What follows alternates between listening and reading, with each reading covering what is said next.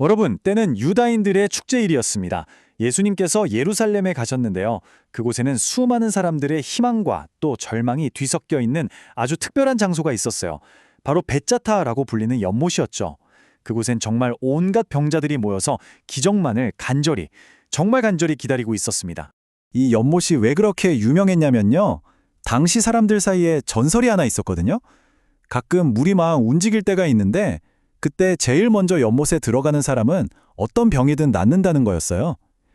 그러니까 그곳은 치유의 희망이 있는 곳이면서 동시에 어떻게든 먼저 들어가려고 서로 치열하게 경쟁하고 다투는 그런 곳이기도 했던 거죠. 그렇게 수많은 병자들이 모여있는 그곳에 유독 한 사람이 있었습니다.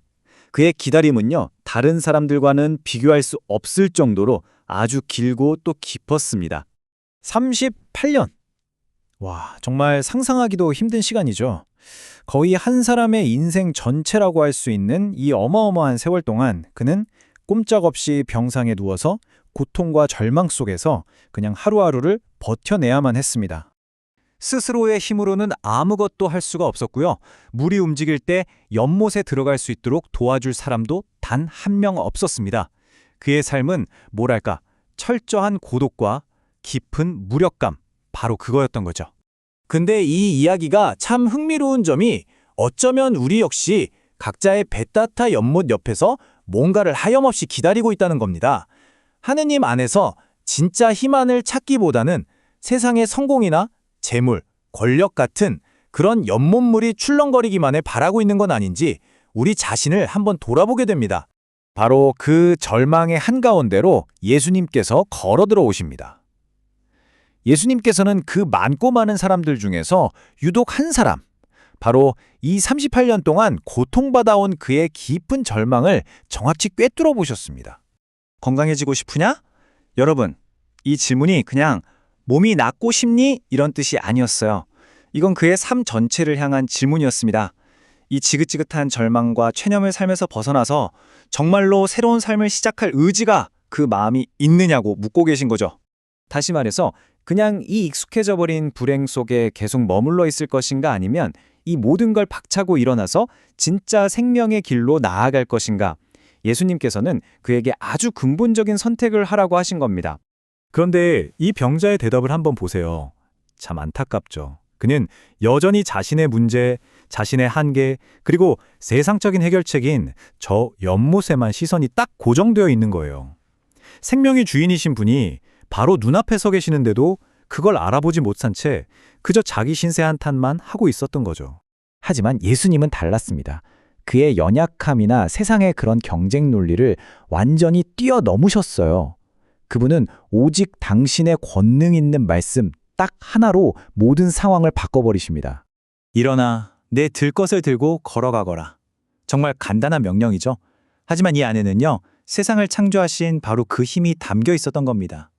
더 이상 연못에 들어갈 필요도 없고 다른 사람의 도움을 기다릴 필요도 없었어요. 오직 그분의 말씀에 믿음으로 응답하라는 삶을 바꾸는 초대였죠. 그리고 바로 그 순간 기적이 일어납니다. 말씀 한마디에 38년이라는 긴 세월을 꽁꽁 묶고 있던 절망의 사슬이 그냥 끊어져 버리고 그는 새로운 생명을 얻어서 자기 두 발로 당당히 일어선 것입니다. 이 사건이 바로 우리에게 구원의 신비를 보여주는 겁니다. 구원이란 건 다른 게 아니에요. 바로 하느님의 그 무한한 은총과 그것을 믿고 따르는 우리 인간의 순명적인 응답이 만나는 바로 그 지점, 거기서 이루어지는 것입니다. 그런데 여기서 문제가 하나 생깁니다. 이 놀라운 기적이 일어난 날이 하필이면 안식일이었기 때문이에요. 이것 때문에 율법을 아주 중요하게 여기던 당시 종교 지도자들과 갈등이 생겨버렸죠. 여러분, 이거 정말 아이러니하지 않나요? 한 사람이 38년의 그 끔찍한 고통에서 해방된 그 생명의 기쁨은 보지 못하고 안식일에 들 것을 들면 안 된다는 그 율법 조항 하나에만 얽매여 있었던 겁니다.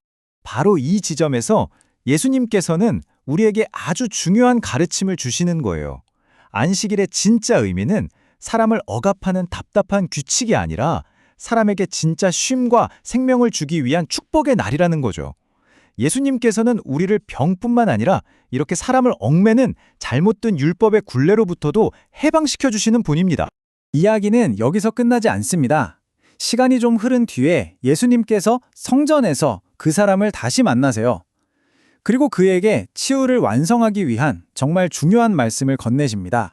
이 말씀이 그냥 착하게 살아라, 이런 도덕적인 훈계가 아니에요. 여기서 말하는 더 나쁜 일이 과연 뭘까요? 그건 바로 죄가 우리를 생명의 근원이신 하느님에게서 갈라놓는 영적인 죽음을 뜻합니다. 육신의 병보다 훨씬 더 무서운 게 바로 영혼이 병드는 것이니까요. 그래서 예수님께서는 이제 육신의 건강을 넘어서 영혼의 완전한 자유와 거룩함으로 나아가라고 그를 더 깊은 사랑으로 초대하고 계신 겁니다. 그렇습니다. 진정한 치유라는 건 단순히 몸이 건강해지는 걸 넘어서는 거예요. 다시는 우리를 병들게 하는 그 죄의 길로 돌아가지 않고 하느님의 자녀답게 거룩함 속에서 살아가는 것. 이것이야말로 예수님께서 우리에게 주시려고 하는 완전한 구원이고 참된 생명입니다. 어쩌면 우리도 저 38년 된 병자처럼 영적으로 마비되어 있을지도 모릅니다. 하느님에게서 멀어진 마음, 용서하지 못하는 미움과 분노, 세상의 헛된 성공만을 쫓는 욕망 같은 것들.